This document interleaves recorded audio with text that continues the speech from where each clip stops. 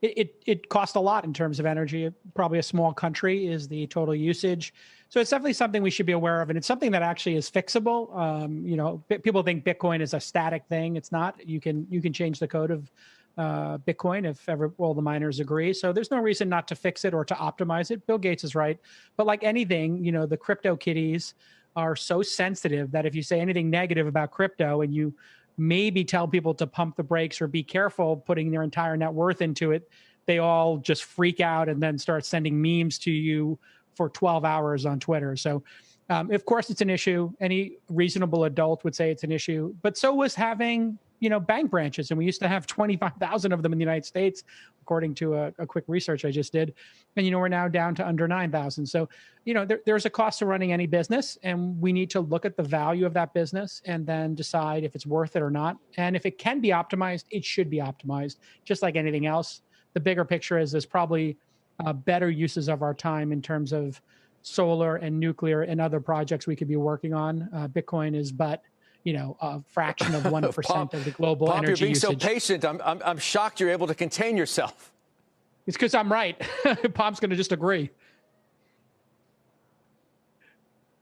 Marty Bent, who always says Bitcoin detractors haven't done their homework. Every single data point flies in the face of what these people are saying. Bill Gates is a really smart guy, but Bitcoiners understand Bitcoin better than Bill Gates understands it. And what you find is around the world, there's a $19 billion financial incentive. That is the annual revenue of the mining industry to go find the cheapest power possible. And the cheapest power possible is in renewable and clean power. When you go and you look at places around the United States, you see companies like Great American Mining who are literally capturing gas flaring, the worst type of environmental damage in the world. They're capturing that gas flaring, and on site, they're turning it into Bitcoin mining power. It is incredible.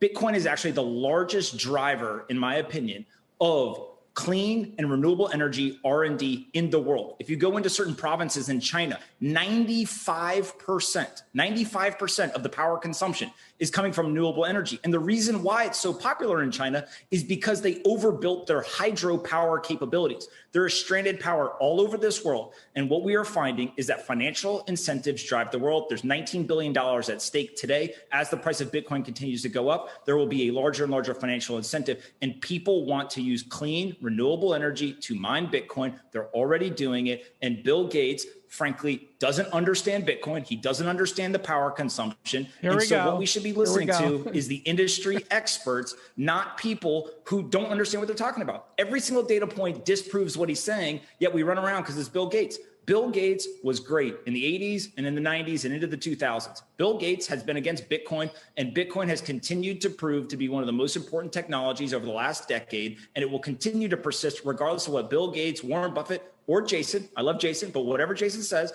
Bitcoin will continue to still be a worthwhile technology that drives clean and renewable energy R&D around the world. I own Bitcoin.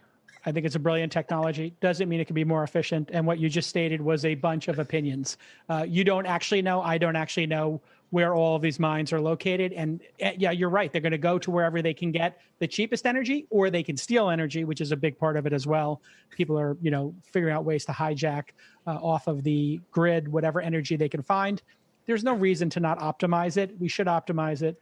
But here's the classic playbook of any pump, like person, which is you attack Bill Gates and say he's washed up or whatever. Bill Gates is one of the greatest, technologists of all time, all due respect, certainly going to contribute more to the planet than you ever will, Pomp. And he deserves our respect. And he does have the right opinion, which is if this can be cleaned up, it should be cleaned up. There's no reason to not make anything more energy efficient. And if this is if crypto is in fact going to become the new standard, why not start that process right now? Because there are plenty of cryptocurrencies that don't mine. Correct, Pomp? Listen, I own more Bitcoin than Bill Gates, so I think I'm going to be I just asked you. I didn't ask you to character assassinate Bill Gates. We get it. You're a genius. Bill Gates is an idiot. What I asked you was, are there other cryptocurrencies that don't require the same energy consumption and don't mine the coins? Yes or no? You're missing the point. It's like on a relative basis. There you go. Can't even answer the question. It's so funny.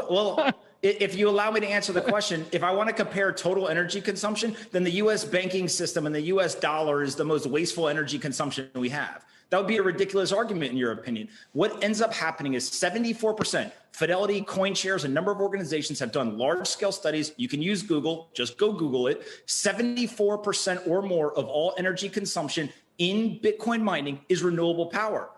Literally, Bitcoin mining is cleaner consumption of power than the US dollar. I don't see anyone here saying that we should go stop using the US dollar because it consumes so much power and is dirty power. Third time. Bitcoin is cleaner.